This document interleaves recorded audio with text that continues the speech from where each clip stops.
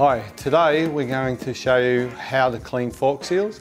There's 3 different ways I'm going to show you. It just depends on what you've got available as far as tools. Okay, these are the tools that you need to do this job. You don't need all of these to do it one particular way, but because I'm going to show you 3 different ways, I've got them all laid out here. We've got a torque wrench to retension your fork leg, feeler gauge we're going to use to clean out the seals, 4mm Allen key to remove one of the fork guards, 10mm socket, flat blade screwdriver, 10mm T-bar. This is the last way I'm going to show you, which is a very easy and effective way, and some contact cleaner. Okay, this is the first way I'm going to show you how to clean out a fork seal. This is just using the set of feeler gauges, 0.1 mil, flat blade screwdriver, and a 4mm Allen key. So we'll start by just removing the fork guard.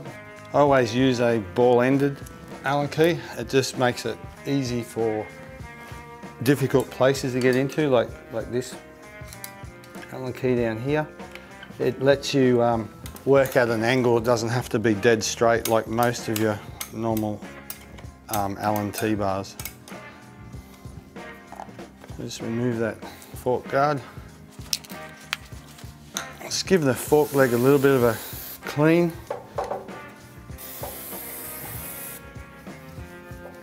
Okay, while you're cleaning it, just have a look in case you have a pit mark in the fork, which is going to cut the seal.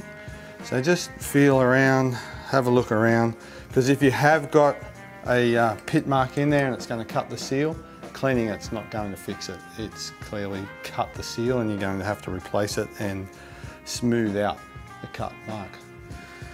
Okay, once we've cleaned it, had an inspection, just run your hand up and down it a few times.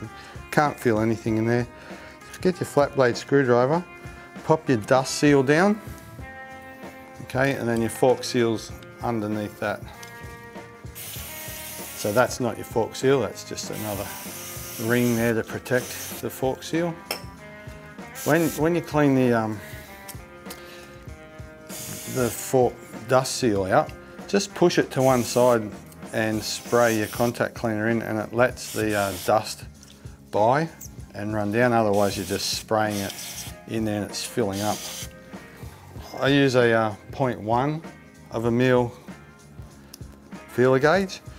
Just put that in, slip it in between the seal and the fork leg, put it on a 45 angle and just rotate it around just gently. The reason you put it on the 45 is, see it's caught some dirt.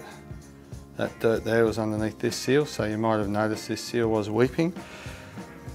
Okay, so you put it on the 45 and then roll it this way so that the dirt goes there and then it slides down. You don't want to push it back up into the fork leg. Okay, so you can do it this way and push it all the way around, which is why we've removed the fork guard, just so you can get it all the way around. So the reason I took the fork guard off is to show you the other way. You can persevere with that way and the fork leg's on, it's just difficult. The other way is you still use your feeler gauge on the 45, but what you do is you just get your 10mm T-bar, loosen off the fork pinch bolts,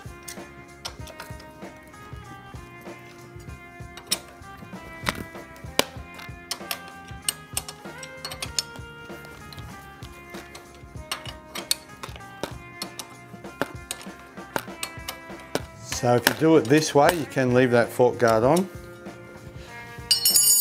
You slip your feeler gauge in at the back where it's not in the road of the fork guard, hold on the 45 again and twist the fork around like that. And then pop it out. We've got a little bit more dirt out of it doing it that way. So there's 2 ways you can do it. All depends what's easier, whether you think it's easier to take the fork guard off and work around, or if you think it's easier to loosen off the pinch bolts and spin the fork leg around. when you spin the fork leg back around into its right place, just make sure you got your air bleed screw in the right position so you can get your screwdriver down to bleed the forks. Make sure your forks are still located in the same spot.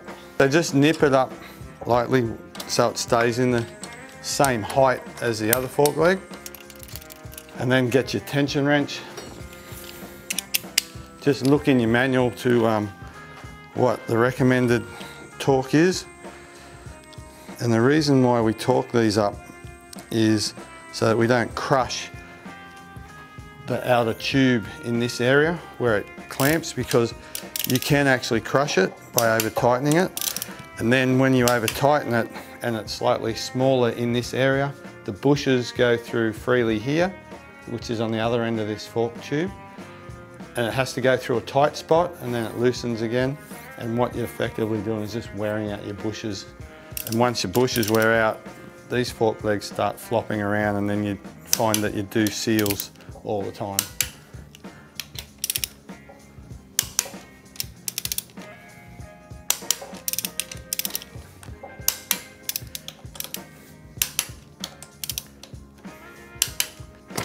So that's the first two ways of cleaning a fork seal. Once you've cleaned it out, give it another final spray. The fork leg another wipe. You know, you can, if you have compressed air, you can blow compressed air up there and clean it out. It just helps, but it's not necessary.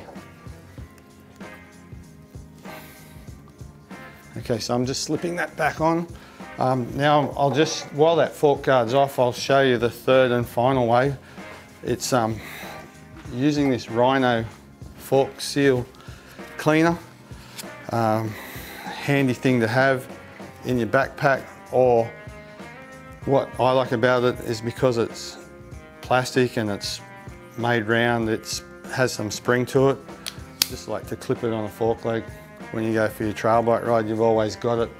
You know, if you go with a group of guys, there's always someone that's going to have a leaky or weaky fork seal. And this tool, the way it's shaped, you notice that I put the feeler gauge on the 45. Well, this is made on a 45. There's an up and a down on it. Keep the dust seal down. So we got up. You just put it in, rotate it in lightly, just spin it around. It's got some good finger grips there to just spin it around, just give it two laps and then slide it out. And you can see that's actually pulled a little more dirt out. So that's a handy tool to have. And it's so much easier. You don't have to take your fork guard off. This will just slip straight in. I do like to take the fork guard off anyway, just to make sure that there's no pit marks in your fork.